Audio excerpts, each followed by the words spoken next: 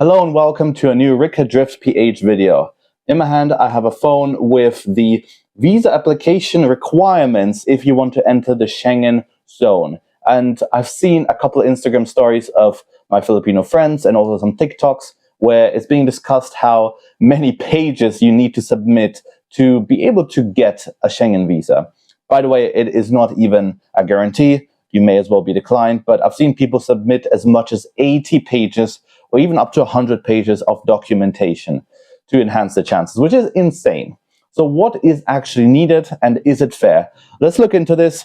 Please subscribe if you enjoyed this video. By the way, I've already looked through the list, but I will react to it for you guys, and I do not agree with a lot of things on this list. I think the whole thing is kind of BS and it needs revamping. But let's look at everything in detail. If you want to apply for a Malta Schengen visa, this is the Malta form, but it's very similar to other countries as well.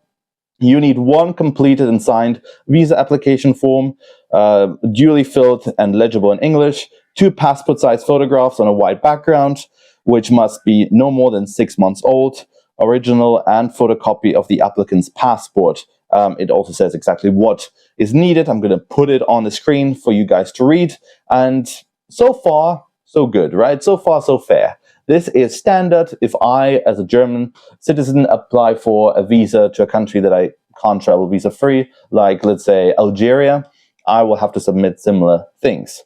Then documentation on former travels abroad should be provided if available. For example, your former passport with all pages attached.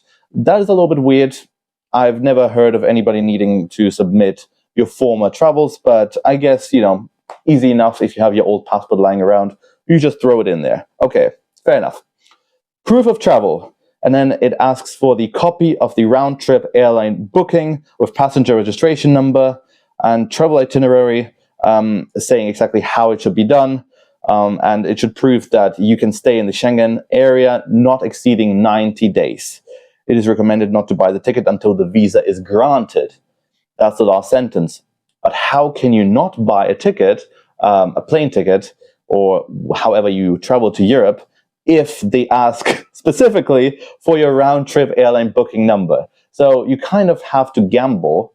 You have to buy your airfare without even knowing if you're going to get your visa. Now, of course, you can buy a more flexible option that you can still cancel, but that comes with an increased cost, and not all people can afford that. So, weird. Like, it's a bit of a paradox, right? You kind of have to book your flight without knowing if you can even go on that flight. Now we're getting into the stuff that I think is really weird, which is the detailed day-to-day itinerary of the planned trip, which means you should tell the visa officers what exactly you're planning to do. So if you're going to Rome for 3 days, you have to pretty much write your whole itinerary, and that just seems like so much work and like a bit of a breach of your own freedom. That is so far the most shaky thing that is needed, the most dodgy. Then proof of accommodation for the whole duration of the intended stay. Similar thing as the airfare, you have to buy that hotel, you have to book the hotel, the Airbnb, all of them actually, in all Schengen states, all destinations, before even knowing whether you're going to be granted a visa. Then proof of travel medical insurance coverage from an accredited insurance company, minimum coverage of 30,000 euro. Again, that seems fine. That's one of those things that you probably need in most countries anyway, so that's okay. If you are joining a cruise, please provide your booking certificate and the ship's itinerary.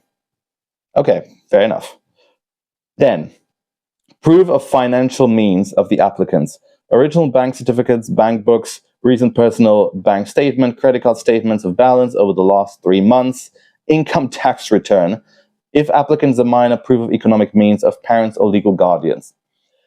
I understand that the Schengen zone, Europe wants to curb and curtail illegal labor, but that seems more like a humiliation ritual and a bit of a power play rather than, something that can actually help do that. Pretty stupid that you have to submit your bank statement and your credit card statement and your tax return. I don't like it. I don't think this is needed in any case. And if I was asked to do that, to enter a country, I probably wouldn't, and I would riot. So it just seems, yeah, I don't like that. I really don't like that. Proof of socio-professional status, if employed, certificate of employment, and certificate of leave of absence. So you need your employer to basically certify that you have been granted this leave of absence and that you're not just dodging your job. Why? Why? If you guys know, please let me know in the comments. Seems pointless. Again, if self-employed, you need your financial statements, tax returns, registration of business, your pension if you're retired. At least that is simple enough.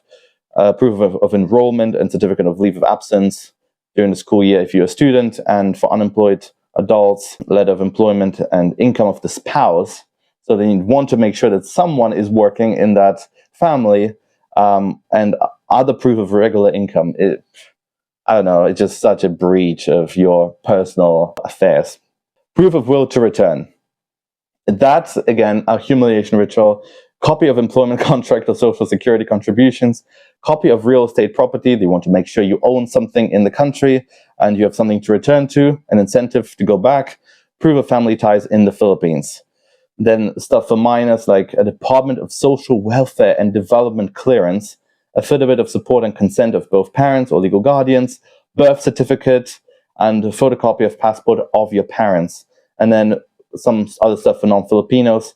It also says that the embassy of Malta, in this case it's Malta, right, can request additional documents, can request an interview, and can keep your original certificates. So it says, hey, if you want to keep your passport, we will keep your passport.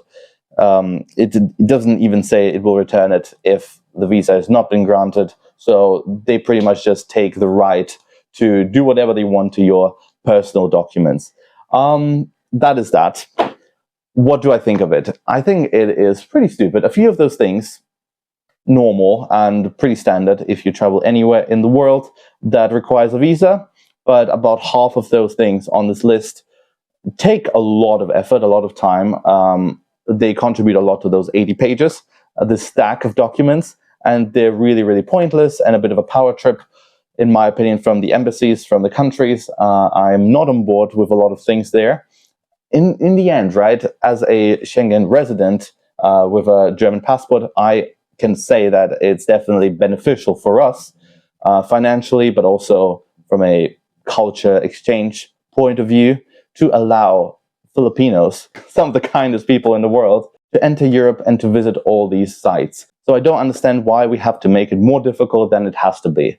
But this is my opinion. Please let me know in the comments what you think of it. We can discuss that. I'm happy to reply to comments and just have a conversation in the comment section. Please subscribe to this channel if you like or dislike my opinion on it.